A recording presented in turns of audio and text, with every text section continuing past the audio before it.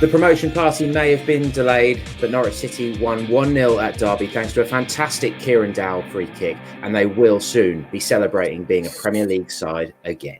Welcome to this week's edition of the PinkUn Norwich City Podcast. Dave Freezer here, alongside Paddy, Davitt and Connor Southwell, coming to you in association with Future Radio 107.8 FM at the end of an exciting week, a bit of from one extreme to the other, a 7-0 home win to a very, very tense 1-0 win at Derby in the end. Wasn't it, Pad? When Tim Krul made that slip in injury time, I feared that we were going to end up having a bit of a negative narrative. Well, if I felt as soon as he put the ball up and said 4 minutes, I thought, here we go, this is Preston again, isn't it? Good Friday, when they were not hanging on, but it was a very slender lead, and we knew how that panned out. And yeah, that particular moment you referenced was slightly concerning. I'll tell you what I realised. Paul Chesterton, photographer to the Stars, he's got a great frame. I've seen it in our system this morning, Sunday morning, because I just thought, Kazim Richards has robbed Tim Krul, who's sort of in the right back area outside of his box, and then the ball's got squared, and then Graham Shinney, the Derby midfielder, has skied it. I thought, how has he missed that open goal? But actually, Hanley's back on the line. But Alex Tete, fair play to him, came on in the 89th minute for Todd Cantwell. There's a great frame Paul's got. He's come out to close down Shinney and put pressure on him. So it wasn't quite as a horrendous miss as I thought in real time. And a lot of that was down to Alex Tete, who, albeit in a very small cameo, might well have secured that win. And that as Daniel himself said, Farker, after the game, he thinks that's them over the line now, very bullishly declaring that they will be a Premier League club and there will be a celebration to be had at the end of the season.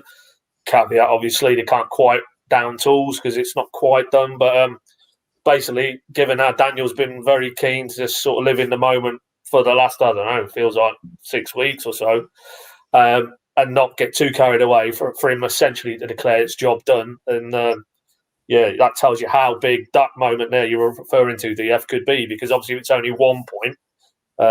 There's still even a more little bit of work to do, if that makes sense. And whereas now it's okay, it wasn't done and dusted because Swansea and Brentford did their jobs and had some handsome wins on the road, but it's going to be this week. And hopefully it's as a result of Norwich going out and putting on a performance against Bournemouth Saturday night, Carrow Road, as it stands, given the events sort of with the royal passing. But we still expect it to be Saturday night coming. And it'd be nice for Norwich to go and actually win it rather than by default. But even if it was by default, a team sat on 90 points with 5 games to go, all sorts of records tumbling left, right and centre. As we've discussed ad nauseum on here recently, it is shaping to be a phenomenal season on the pitch. Yeah, we'll come back to the nuts and bolts of when things might get confirmed and stuff like that. That we know now that 2 points seals it. They'll be promoted. If they win the next 2 against Bournemouth and Watford, they're champions. So if they can just keep things nice and simple like that, then it'll be that'll be great. Because I think everyone's sick of sort of the numbers and trying to work out when this and that is going to happen, aren't they? But Connor, I think just the way that second half rolled out and it was disappointing, but Derby deserve a lot of credit as well. But I think, within probably 10, 15 minutes for the vast majority of people, once you've just shaken off the sort of nervousness of that second half, everybody remembered, hang on, 90 points. This is pretty special. The overall position, unbeaten in 13. We've got to savour this.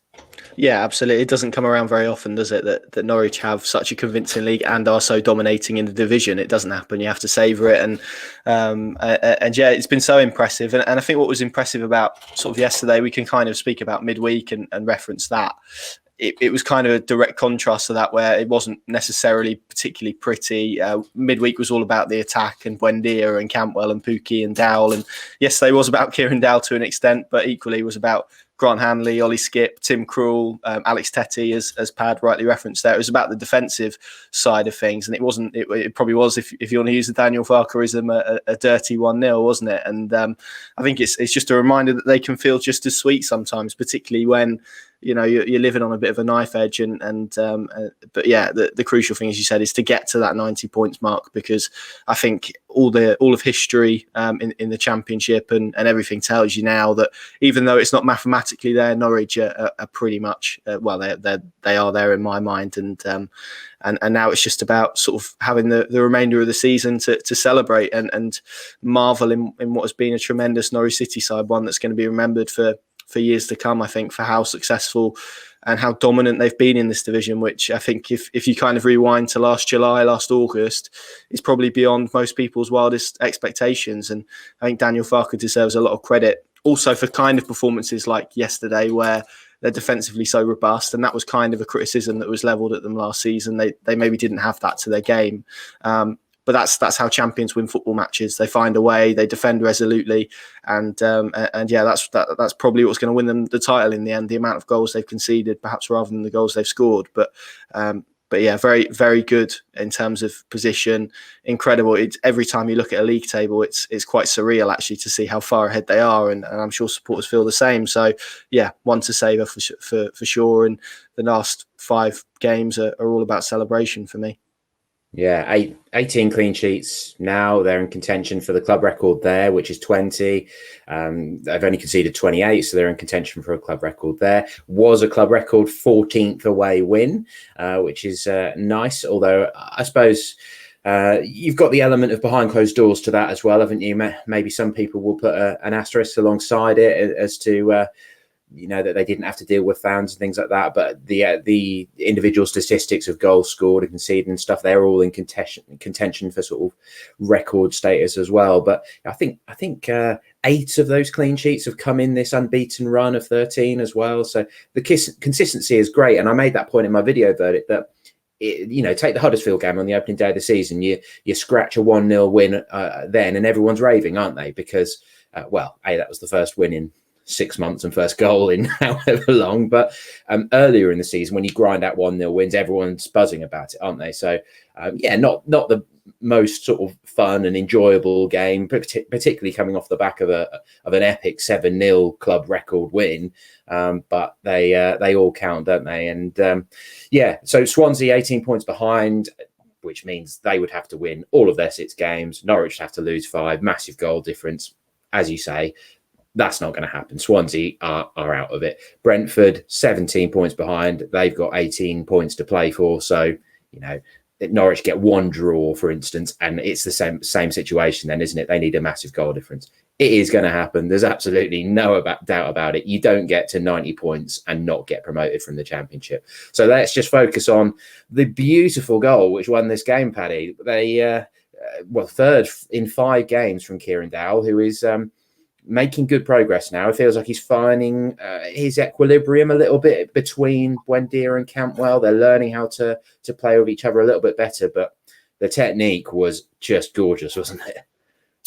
It was a fantastic to finish. Daniel labelled it world class, and it was, because as Daniel said, you're that close to the goal, literally 18 yards out. You've got a tall wall to get it up and down, and actually where it landed, right in the postage stamp, if you want to call it that. David Marshall could only watch it, and he is a guy who's been particularly troublesome to Norwich, seemingly every time they've played him since he left. So couldn't do anything about it. You could have had 2 or 3 keepers on that line, and they would have struggled to keep that up. And to me, it's a sign of the lad's growing confidence, because he's basically sent to Emi Buendia, who has been the set piece man really to this point of the season. Maybe Mario would have had an argument when he's on the pitch, but no, I'm taking this. This is my side. He'd had one just before that, actually 10 minutes or so before, and just flicked it into the side netting, so he got his sighter in. And worth pointing out that free kick came as a result of he basically won the ball back high up the pitch, drove towards the edge of the box, and then the left back for W Forsyth tumbled him over to the ground. So, in many regards, he both won the free kick and then devastatingly finished it. And it's good to see. It's good to see, because I think that's probably that there, and in a slightly broader sense, these last 5 games and the 3 goals is what Norwich fans probably thought they were getting when he pitched up last summer from Everton. The whole pedigree that came with him, and just that excitement that he could be the missing link almost in an area of the field where, as we know, we don't need to go back down that route again. But last season, that was a very problematic area of the pitch for Daniel Farke's team. Tried to address it in the last January window of that season. Didn't work. Andre Duda bombed as a loan signing. They needed to do something. And Dowell was the man they hoped would fill the void. Sadly, up until this point, injury has really curtailed his impact. But that, again, yesterday, the confidence to do what he did, he obviously feels very comfortable in that side now. He feels the trust of the head coach. He probably feels the trust of the players. It was great to see the celebrations. Again, some great frames from Paul. The way Emi Buendia celebrated it. He is a man who would have appreciated that technique probably more so than any other of his teammates. But just everybody engulfed him on the pitch. And, I've always got the sense with him that he's just a young man who probably needs an arm around the shoulder and a bit of love, and to be told how important he is because he's had such a nomadic existence. Didn't really make it at Everton, and he basically had to go out and had loan spell after loan spell, and that's very difficult for a young player because you're always trying to prove yourself, and then inevitably you go back to your parent club, and then the cycle starts again. So I've felt the talent isn't in doubt, but he just needs almost that belief given to him by a coach who believes in him and players who believe in him, and it's great to see, and you just hope he stays clear of injury. And we don't need to get into a big discussion about next season, but I think his ability to adapt in the Premier League could go a long way to how well Norwich do, I think. Yeah, I could see him being a bit like Cantwell in terms of the Premier League suiting his rhythm as well, where Toddy just looked a little bit more comfortable at times, didn't he, without people sort of nipping at his ankles constantly and playing against teams who are trying to play football most of the time as well. But still only 23, Dowell, as well. So, and when you think about his finishes, the goal against Huddersfield when he linked with Buendia, even the one at Luton in the League Cup was a good finish, and of course the one at Forest. So this finish, Connor, joins a quite long list actually of goal of the season contenders. I won't ask you to pick one now because I think that takes a bit of time to consider and look back because there's been a lot, haven't there? But the Buendia one sticks in my mind when McLean dinked it over his shoulder against Barnsley from halfway and he took it on the volley. I loved that. And Pookie, I think the one at Stoke when he just took it in his path and volleyed left foot into the bottom right corner. But pardon me, Dowell probably has forced his way into that fairly long list now. Yeah, and in terms of raw technique, this is right up there. It's such a difficult skill as well. It wasn't as if it's from 30 yards and you've got enough sort of space on the pitch to get it up and down as well. And for me, it kind of combined power and precision in one, which is almost very difficult. It reminded me a little bit of the way James Maddison takes a free kick, where he really whips it and gets real pace behind it. And yeah, I think it's one of those, isn't it, where you could adopt the cliche and say there could have been two goalkeepers and they still wouldn't have saved it. And I think that's exactly the case with that. And free kicks are notoriously difficult. You only have to ask Emi Buendia about that, given the quality he perhaps has and the fact that he hasn't scored any. It was incredible. I was actually surprised he managed to get it on target because it was pretty much right on the edge of the area, and those are the most difficult, particularly when you've got a wall in the way, and it was a pretty tall wall as well that he had to get it over. So all of those sort of factors combined, I think it is in the debate for sure. And I would agree with what you said on Kieran Dowell there in terms of the Premier League.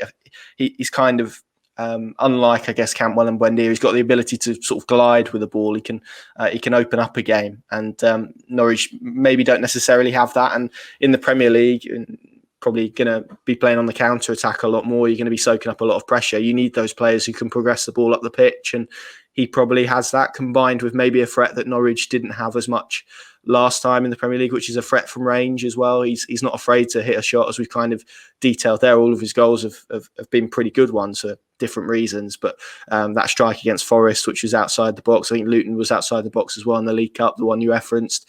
This was obviously a free kick. Those fine margins in games can often be crucial, particularly in the top flight. So I would like to see a bit more of him in terms of in games. I think he kind of fades in and out a little bit, but then he's not played football a hell of a lot this season, so that's probably to be understood. And in terms of output, is excellent. So yeah, I think he's growing. He's hitting form at the right time. Always felt he kind of needed a run towards the back end of the season with a view to pre-season, because I think it's probably inevitable that Norwich City are going to bring in some competition there. But in terms of raw technical ability, I think he's up there with with as good as what Norwich have. So hopefully more to come from him. Like you say, age is on his side. Everything is a plus. I think everything's a tick in his box, and now it's just over to him to try and show that consistency that Pad was talking about at a permanent club, which he hasn't had. So I think there's more to come, which is quite exciting, really. I think given the last 5 or 6 games that he's played. That's a good point on that long range threat, because Stiepermann offered that 2 seasons ago, didn't he? And then wasn't able to offer it at all in the Premier League. So, you see a lot of goals scored from outside the box in the Premier League because you're among the top players. So that's interesting. Also, Pad, you made that point about Dowell actually winning the ball. Also, Buendia was key to it, wasn't he? Because he charged back to get in front of Craig Forsyth and sort of force him backwards, and then Dowell makes the interception. So, that sort of tenacity from Emi was important as well. But he overall had a quite a strange day, didn't he, Emi? After being brilliant, absolutely brilliant. We both gave him 10 out of 10 in our ratings, didn't we? In the Huddersfield game. And actually, you mentioned the free kicks, Connor. He got sort of lost in amongst it, didn't he? But he absolutely rattled the crossbar with a free kick in that one. He nearly actually scored a free kick. But Emi, we saw him come back on with a bag of eyes, didn't we? But Daniel didn't seem to think it was too much of a problem, did he?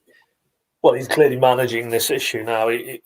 It's obviously not ligament damage, because if it was, there's no ice in the world that would be able to get him back out on the pitch. So it's just heavily bruised, really swollen. Daniel talked about it again yesterday, and every subsequent kick, you know yourselves, if you've got a bruising and you get a kick on it, you're going to be yelping as he does, as you can visibly hear him in a stadium with no supporters. And there was a few Swiss rolls as well yesterday as well. He wants to maybe knock that on the head. He's probably in danger of damaging his ankle further the way he keeps rolling around.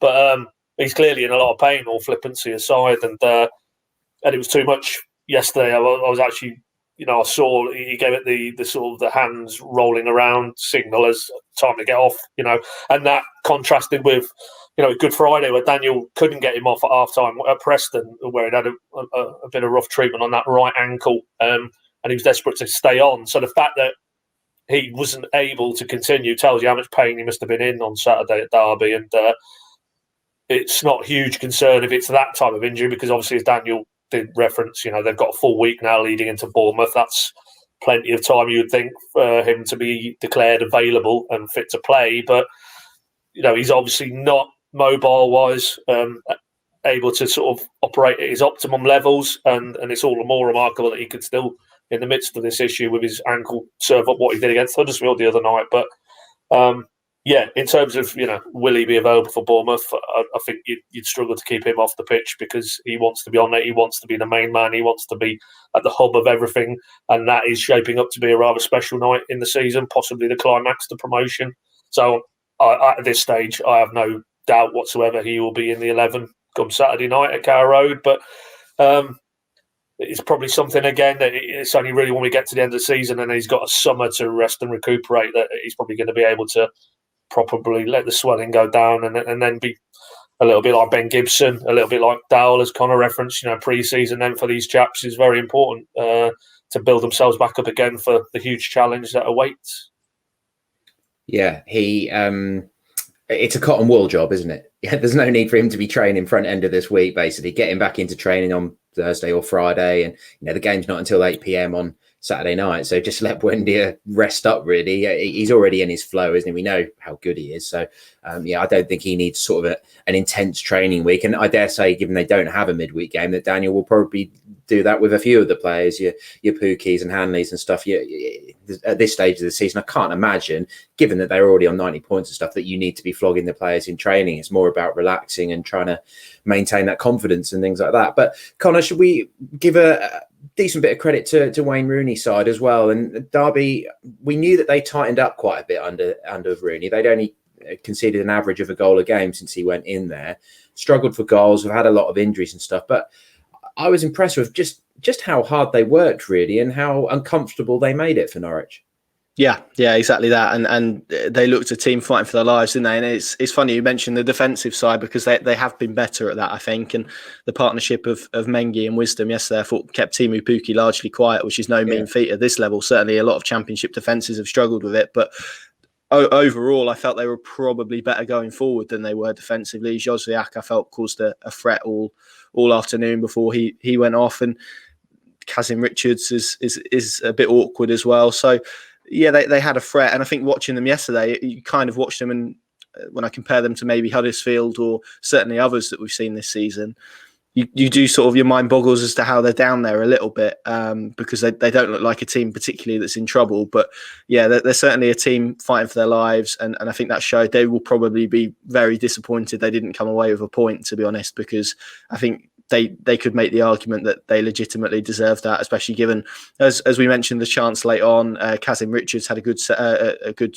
chance as well in the second half. Mengi saw an effort save, so they created the chances to extract a point out of that, and maybe that is the reason why they're down there, because they can't finish their chances and maybe rescue points. But overall, yeah, I think you've got to be very impressed, and given it's his first job in management, I think the way, if Wayne Rooney keeps them up, that's a massive achievement, I think, compared to perhaps where they were. And then he can view pre-season as maybe a bit of a clean slate and look to maybe implement a bit more of a playing style. I think he said that himself, that he wants to do that next season. And this season is about points and necessity over perhaps style and stuff like that. So, yeah, they look like a team heading in the right direction. Obviously, with an imminent takeover as well, it wouldn't be particularly surprising, I think, to see them upwardly mobile again next season. But yeah, I think from their perspective, you probably argue that they maybe deserve to point. But as it is with this Norwich side, they're capable of keeping clean sheets and keeping sides at bay, and that's a trait that certainly 2 years ago Norwich didn't have. So that capability to win games ugly and win them, to get those dirty 1-0s is probably, as we said at the top end, probably why they are where they are, because they've got both facets to their game where they can blow teams away, but equally they can manage games really well as well. And when you've got those two elements to your game, I think that's pretty ominous for everyone else. So yeah, Norwich deserve credit, but I did feel it was a good performance from Derby as well.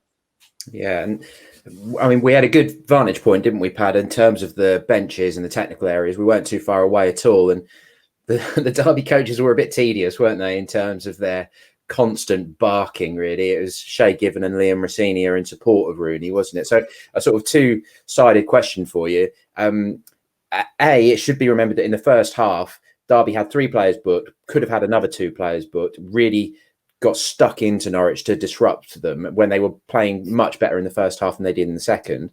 But then the second, conversely to those Derby coaches barking and really driving their players, Daniel Farke was absolutely raging throughout that second half, wasn't he? He was, yeah. Not unusual. I mean, he does lose it a touch, you know.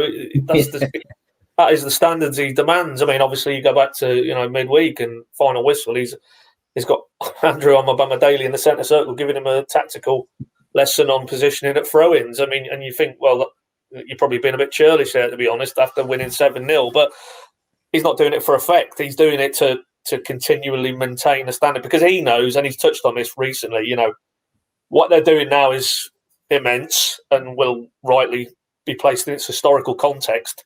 But where they're going next, which is the Premier League, they have to be better than they are now in every aspect. And he's trying to build something that is equipping this group of players and the club in general for the Premier League challenge, the ultimate challenge, as he would call it, and it's all very well, to grind out a win, for example, at Derby, but there's aspects of that, because they might be in a similar situation, next season. But if they're playing against better teams, better individuals, better coach sides as well, then they might not be able to grind it out in doing the things that he feels he doesn't want to be seeing on his side. I think it was more he just sensed, as we all did, whether you were there live or probably watching remotely, that really Derby dictated that second half. They showed more intensity, more urgency.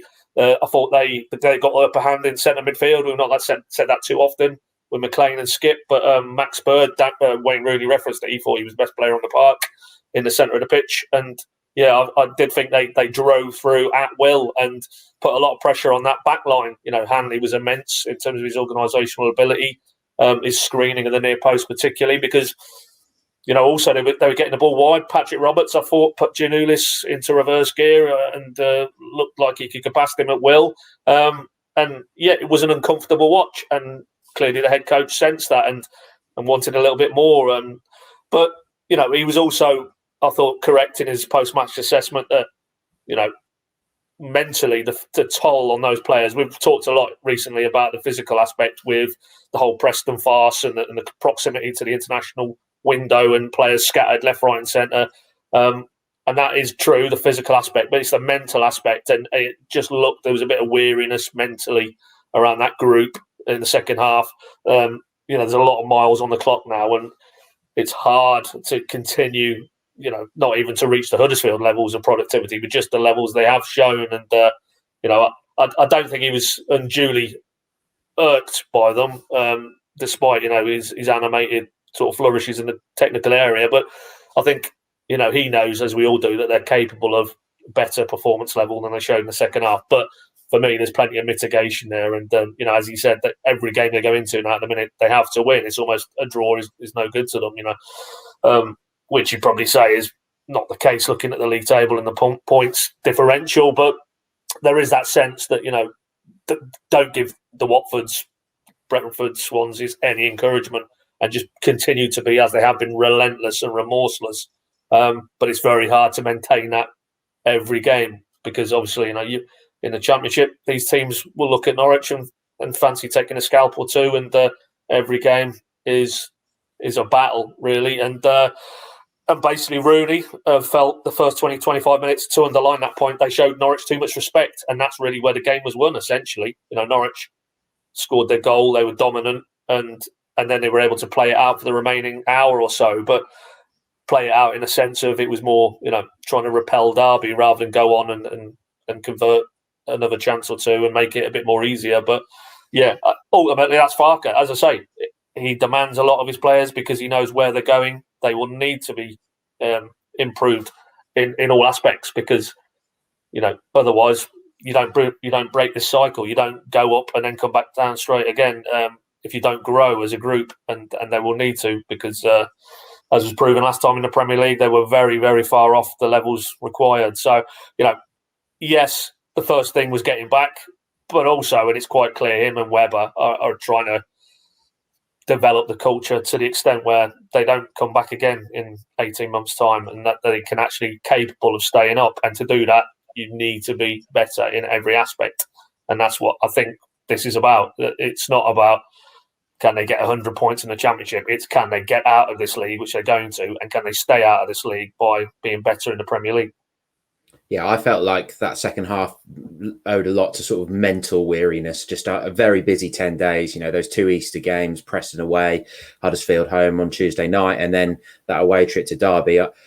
I just felt like, the concentration was slipping a little bit and stuff like that. But those standards that Daniel sets have always been high and demanding like that. And Norwich fans love that, don't they? But I enjoyed Friday's press conference when I came around to my turn to put the questions to him. It felt like on the back of the Huddersfield game that he was just relaxing a little bit and just starting to enjoy the glow of what he knows is coming, of all the praise and the promotion glory and stuff. But we know that in training and on match days, he absolutely will not let that slip until the final ball has been kicked, has he? Right, Connor, I'm going to let you kick this one off. I think it's a bit of time for a Grant Hanley love-in, really. I think there's been pretty much universal agreement that he was the man of the match for Norwich on Saturday, wasn't it? And he's had a really fantastic season. A few little stats and facts for you before I give you the chance to sort of eulogise. PinkUn.com early Sunday afternoon, there'll be a player watch focused on Grant's performance at Derby, but a few things that I've noticed when writing that up. That's 37 consecutive Championship games he started for Norwich, played every single minute. He also obviously played every minute for Scotland during the international break. So the way his body and his fitness is holding up is very impressive. I always like to have a look at the ratings on whoscored.com as well, which I'm sure most people are familiar with now. It's what the EFL use for their team of the weeks to put them together. They provide a rating out of 10 every week, and they average that out across the season as well. So the top Championship players, they have, surprise, surprise, Emi Buendia leading the way by a good distance on 7.80 out of 10. Kiefer Moore and even Tony are second and third, and then Grant Hanley at fourth, 7.24 out of 10 for the season. So they rate him as Norwich's second best player, as the best defender in the division. And Connor, he is having an exceptional season and probably getting to the point. I've seen a few tweets this morning, actually, where I think most people are feeling confident that he's good enough for the Premier League. Yeah, I would agree with that for sure. And for me, the key of those statistics that you mentioned there is actually the first one, 37 consecutive games. That's something that in past seasons he hasn't been able to manage. He hasn't been able to keep himself fit. And we've kind of seen glimpses of this sustained period of form in short bursts, and then there'd be a major injury and that would be sort of put aside, and then it would be about the recovery and kind of starting again. So that for me is the key point. I don't think that ability has ever been doubted. I think there was a period last year, I want to say around Christmas, just after Christmas, where he'd just come back from injury and he was beginning to find his rhythm a little bit. He was beginning to look like certainly the best defensive option that Norwich City had. It's no surprise that he's been picked for Scotland, but also started all 3 games. I think that's a nod from Steve Clarke about maybe his ability compared to the respective options that he has. And he's just been immense, I think. And he's probably, as I mentioned, a little bit unfortunate that Buendia and Pukki have been so excellent, because realistically, it's probably difficult to see him getting in the top 3 for the player of the season vote. But I don't think you can underestimate his importance, not just in terms of his raw defensive capabilities, but also in terms of his leadership elements. When you look at the fact that an 18-year-old has had to come in and every game he's been talking him through it, he's been leading him positionally, he's been helping him out. And he's just a true captain, I think, in terms of how he drags Norwich forward and what he offers them. Of course, he has his limitations. I think everyone's aware of that. But equally, there's a hell of a lot of strengths there. It's, the way he blocks crosses, the way he puts his body on the line. He doesn't shirk tackles. He doesn't shirk opportunities to get possession back. And they're key. You need that, I think, for every Emi Buendia. You need a Grant Hanley, for example, just to sort of prop the team up. And he's been immense this season. Really, really good. And it's not just this performance at Derby. It is a sustained period. And I think it is easy for that to get lost given Norwich City's results. But when sort of people look back on it and this season, obviously that sort of goals conceded record is there to be had still. Norwich are on 28. I think at the top of my head, they've conceded 8 this year, which is fewer than any other team in English football. That's not a coincidence. That's because of players like Grant Hanley and the structure that Norwich have built around him. So he deserves a hell of a lot of credit. For me now, the only question is, can he keep himself fit? That's got to be the mission for him next season in the Premier League, because if he does, I think he's shown this season, and as you said there, statistically, he's probably, in terms of raw defensive sort of characteristics, the best that Norwich City have. So it's all about keeping himself fit for me, and for him another chance to prove himself in the Premier League, which maybe he didn't feel that necessarily he could do last time because of those injuries. So fully fit Grant Hanley in the Premier League, I think is certainly a good option for Norwich City to have. Yeah, I mean, Pad, you've already said a bit about Hanley's performance on Saturday. So to throw it forward a little bit, well, I think we did mention this briefly in one of the previous pods, but for next season, defensively, how do you sort of see it shaping up? Because for me, I think if Hanley and Gibson are fit and firing, then they are good enough. They can be a centre-back pairing in the Premier League. But given that they've both had injury issues, and Zimmerman has, I feel like there needs to be an investment there. There needs to be a bit of money spent on someone who is of that sort of standard as well, of Hanley and Gibson's standing, and probably got the experience to handle what is probably going to be a Premier League relegation battle, isn't it? Unless they really nail it. And it's in some way they're going to be fighting for survival, aren't they? And then maybe you've got one of the kids competing as well, Omobamidele or Famiwo. And is that sort of how you see it similarly as well? Yeah, I think so. On the back of what happened the last time they were up there, where they were so short, they went into that season where, Zimmerman was unavailable and then got injured when he did come back, and he was out of the equation. I think Hanley started the season and then got injured, or he was injured in pre-season. Tim Closer, same scenario, and they were literally reliant on central midfielders doing a job in the Premier League. You look back now and you think, well, that shouldn't have been allowed to happen, and it certainly shouldn't be allowed to happen this time around, having already experienced that again. It's the same people at the top of the club in terms of the recruitment, and I don't think they will. Yeah, to take your point, DF, I think they will have to go and do some business. Tim Closer won't be coming back as a Premier League option. That ship has sailed. So for Mayo and Omobamidele, too big a jump from League One to be anything other than that very raw, come along for the ride type option, 4th and 5th choice. So yeah, it would suggest that in terms of the pure numbers, they will need to, because you cannot go into a Premier League season with just Gibson and Hanley and Zimmerman. for reasons stated already about the injuries. And it's a difficult one then, because obviously to get the sort of quality they need, what type of level of expenditure is it going to cost? Because if you are staying, yes, we need one, but Gibson and Hanley are our first choice. How many games? And Zimmerman's in the equation as well. How many games realistically does that new addition, play? But I think you'll have to bite the bullet on that one. And if it does cost decent money to bring somebody in, obviously there's various avenues that can go down. There's one or two, shall we say, very close relationships with certain Premier League clubs now. Farke and Tuchel at Chelsea, and obviously Klopp at Liverpool. Webber's very tight with Tottenham. There's avenues to maybe go down to bring in loan players, but of course then if you take in loan players out of those clubs, the expectation is they're going to play games. So it's a very, very difficult balancing act. But fundamentally, can Norwich go into the season in the Premier League with 3 senior centre-backs? No. So they will need to solve that dilemma. But there's no doubt, with a fair wind, opening game of the Premier League season next season, it'll be Hanley and Gibson. Yeah, one of those along those lines that I'm keeping an eye on is Mark Gurhey at Swansea. If they don't go up, a Chelsea player, good passing ability, played consistently in the Championship this season, might be one that Farke can have a word with Thomas Tuchel and say, look, I can't guarantee he's going to start, but he's certainly going to be competing for that starting position. And he's probably someone who, he's an England under-21 international, but he's not somebody that could arrive at Norwich and be like, I've got to start every week. He's not an established Premier League performer. He would still have to earn his spurs, wouldn't he? So, I think that would be really interesting to see how they use the loan market, but I'm sure we'll come on to that sort of stuff as well. Connor, you did mention Omobamidele briefly, but again, his passing statistics were well up there yesterday. Him and Hanley had the most touches on the pitch, over 100 passes. Okay, maybe he contributed slightly to Krul's late error, but I think Krul has to take the majority of the blame for it. To be honest, he should have just got rid at that point of injury time. But overall, these 3 games, it's been tough on him, probably mentally and physically, to play 3 back-to-back 90 minutes in 10 days.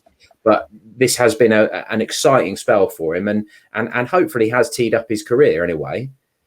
Yeah, I thought yesterday was probably the pick of them defensively, particularly when you look at that battle with Kazim Richards, who was actively looking to get on his shoulder and looking to exploit his inexperience, I felt. And he handled him really well. There was sort of one moment where they were kind of wrestling on halfway, and Omobamidele managed to win a free kick. That's excellent, I think, for 18 years of age, particularly with someone the experience of Kazim Richards, who's played in Mexico and in the Premier League and elsewhere. So I felt in terms of defensively, certainly his best display, but I think he can take a lot of encouragement. And the fact that I think we probably look at the second and third game after a senior debut, they can tend to be the toughest, because the adrenaline has kind of run out, and it's more then about your talent and your hard work and your focus.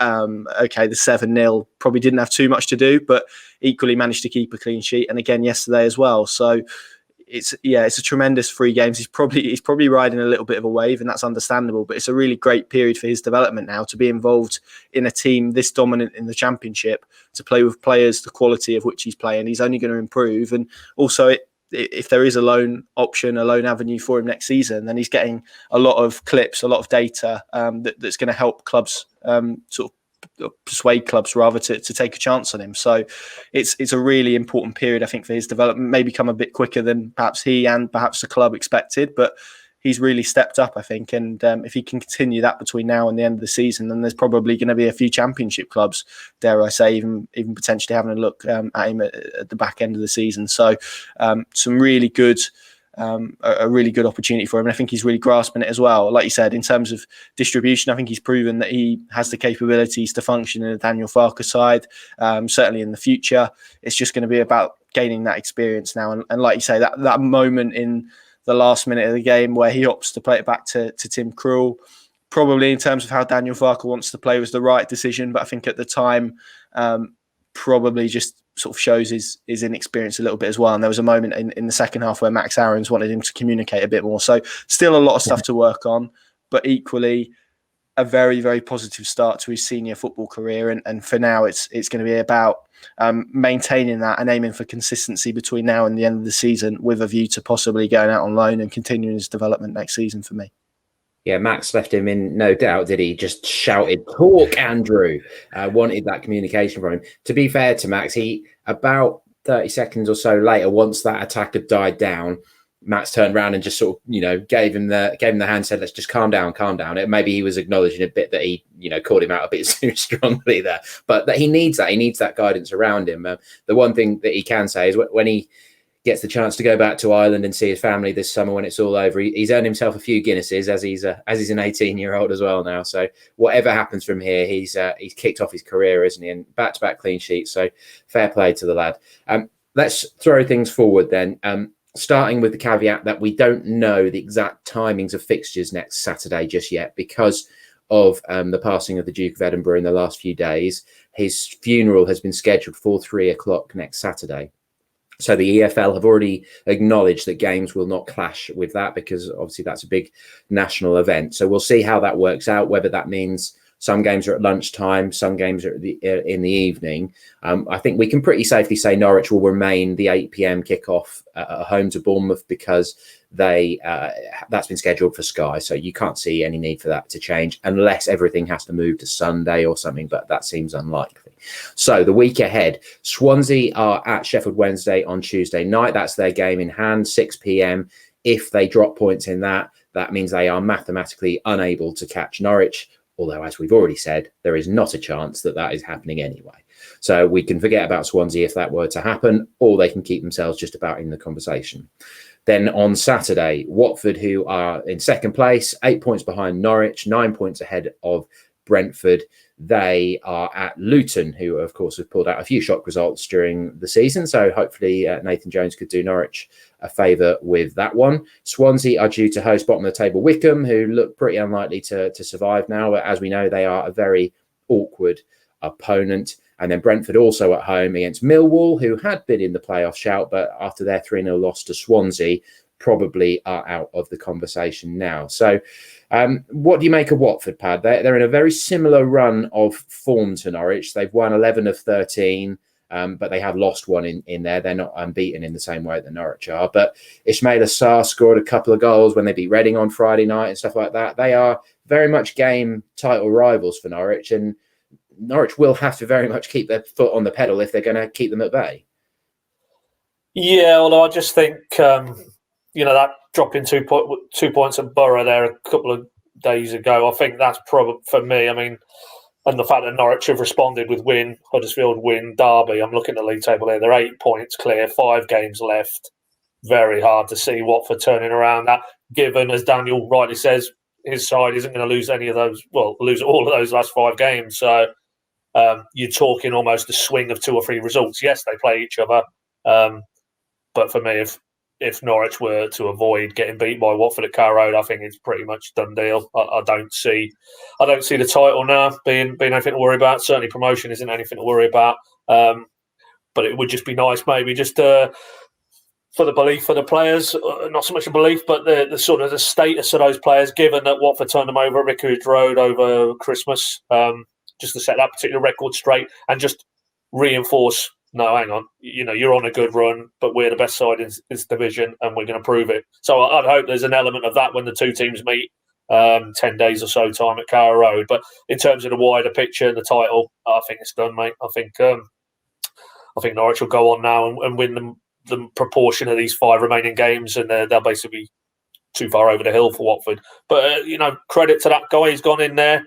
Credit also to Watford, their ownership. They are brutal. They don't hang about when they're going to make a change. Nigel Pearson was ousted, wasn't he, before technically the relegation from the Premier League was confirmed last season. And, outside, people look at that and think, well, that's, strange. But much like Norwich, they have a clear plan and an identity and how they go about it. And ultimately, it looks like it's going to pay off and they're going to come back with Norwich. So, those pozzos, I think, will say, well, we've made the right calls. But thankfully, they've hit fast forward just probably too late in the piece to threaten Norwich in terms of the title, I think. But, those two will go back as the automatic sides for me. Yeah, they've got a very good, solid, experienced squad, haven't they? And since Xisco Munoz has gone in there, he seems to have kept it pretty simple. Like the Boxing Day game against Norwich, I think I'm remembering rightly, he just played it 4-4-2, didn't he? And he just kept things pretty straightforward. So, they might do. That's very exciting, the prospect of a proper title decider at Carrow Road. as long as Norwich don't lose to Bournemouth, then that it will have the potential to be, literally win it. Because if they win the next two, they're champions. That would be a real exciting night potentially. I've got a feeling that we're going to be celebrating Norwich's title success at Loftus Road at QPR, which you won't want to hear, Pad, because I think you're missing that one, aren't you? You're busy that day with you're on wedding duties or something, aren't you? Not my own, Dave. No. Yeah, sister-in-law's getting married. Yeah. So I'd rather not, to be honest. I'd rather be there drinking champagne with you boys, but it's definitely not going to happen at Loftus Road for me. So all the more reason to do it against Watford, mate. Yeah. You'll be drinking champagne one way or another, I'm sure. That's a good point. Yeah, that is a good point. I'll raise a glass to you boys. Funny enough, it's actually in Wimbledon, so I'm not that million miles away from West London, but put it this way, I don't think I'd be very popular if I said I'm nipping out to go to Loftus Road, so we'll leave that there. Well, maybe we'll come to you live on the video verdict or something to get Paddy champagne. But yeah, Connor, likewise, I suppose to throw that forward a little bit just finally, maybe I'm being a little bit negative, but Watford coming up with Norwich is kind of, say it's Watford and Bournemouth that come up and it's all three teams bouncing straight back. That's in a little way, it's kind of worst case scenario for Norwich, isn't it? Because I think you'd much rather they were going up with, say, Brentford and Barnsley would be the dream, I suppose, or Reading, because those are not experienced Premier League teams. They haven't already got that money and squad depth in the bank. Yeah, the only question mark around Bournemouth for me, if they do go up, is do they keep Jonathan Woodgate? And if they do, you've got a manager there who is pretty inexperienced, didn't particularly do well at Borough last season, but clearly has got them firing again. So that for me is probably the only question mark about Bournemouth. I agree. I think Watford look pretty strong to go and kick on, providing they can keep Ismail Assar and João Pedro and players like that. I think they're looking pretty well placed. Although worth noting as well that they have a pretty tough run in. I think they've got 3 of the top 6 left to play: Norwich, Brentford, and Swansea. So those games come the end of the season against Brentford and Swansea potentially could be pretty big. Of course, that game against Luton is a local derby as well, so that's never guaranteed. So they've got a pretty tough run in. But yeah, I think it's looking increasingly likely that Norwich and Watford are going to be the top 2. And then playoffs for me is so difficult to call because you've got teams that have been out of form. Swansea and Brentford, of course, fairly emphatic wins for the pair of them yesterday, but struggled a little bit. And of course, Brentford have history of stumbling before, lost the playoff final last season, so that's no guarantee. Barnsley look pretty good at the moment, but does that translate well to the playoffs? I'm not sure. So yeah, it's a difficult one. I think from Norwich's perspective, you'd like to avoid Bournemouth coming up through the playoffs because I think Watford looks pretty certain. What I would say, looking up at the Premier League, and interesting that there's some remarks from Steve Bruce today about Norwich, you would probably want Newcastle to stay up from a Norwich perspective, and maybe Brighton, Burnley, etc., because they're always teams that seem to be fighting it. So yeah, I think there's probably plus points and negative points, but equally Norwich need to focus on themselves, I think, when they do get there. And it's going to be really fascinating to see how they approach it and see the lessons they've learned, particularly around recruitment, and whether Daniel Farke decides to heed Steve Bruce's advice and go a bit more balanced. I'm not sure, but I think all of it is going to be interesting looking forward. But yeah, it would be helpful if a Barnsley, if a Brentford, if a Swansea, who I think are in a bit of a false position anyway, certainly Swansea, I think if one of those came up, you'd fancy Norwich to be better than probably those 3. But I wouldn't necessarily say that Bournemouth are in a great position, but clearly have financial backing, which is going to aid them. So yeah, it's really interesting. I mean, we spoke about this at Friday night on our preview show, Dave, and I think the playoffs are a really interesting one. I think they're very difficult to call, but I'm trying to think if it would be the first time ever that all 3 relegated clubs came back at the first attempt, and I think it would be, certainly in the Championship era. So it would be interesting to see how that all panned out if that was the case. But yeah, with a Norwich hat on, you'd want a Barnsley, a Brentford, a Reading to come up, I think, rather than Bournemouth. Yeah, I think I'll probably flesh these thoughts out a little bit more when I come to write a column in the next few weeks. But all these comments about, Norwich have got to give it a go, they've got to spend, the sort of thing that Steve Bruce has said, I think it's ideal material to bottle, to pin it on the dressing room wall up at Colney or whatever, and just take a bit more of the let's prove them wrong, us against the world mentality, a bit like Sheffield United felt like they had last year when they went and finished 5th. They were loving proving everyone wrong, weren't they? And I think Norwich need to develop a bit of a chip on their shoulder almost, and try and really show a desperation to prove that the club's self-sustainable model can work, because it's well-meaning, but from all the evidence we've had so far, it makes it incredibly difficult to secure a Premier League future. So it's going to be fascinating.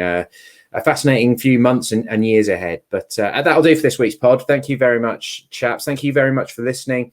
PinkUn.com, of course, is the place to go for all the latest Norwich City news and views. We've got absolutely loads lined up. We're, of course, in the fortunate position that we're able to plan a bit for promotion and for the big day when the big moment arrives. So we've got loads planned, loads to keep you busy and to hopefully allow you to savour this as much as you can from home.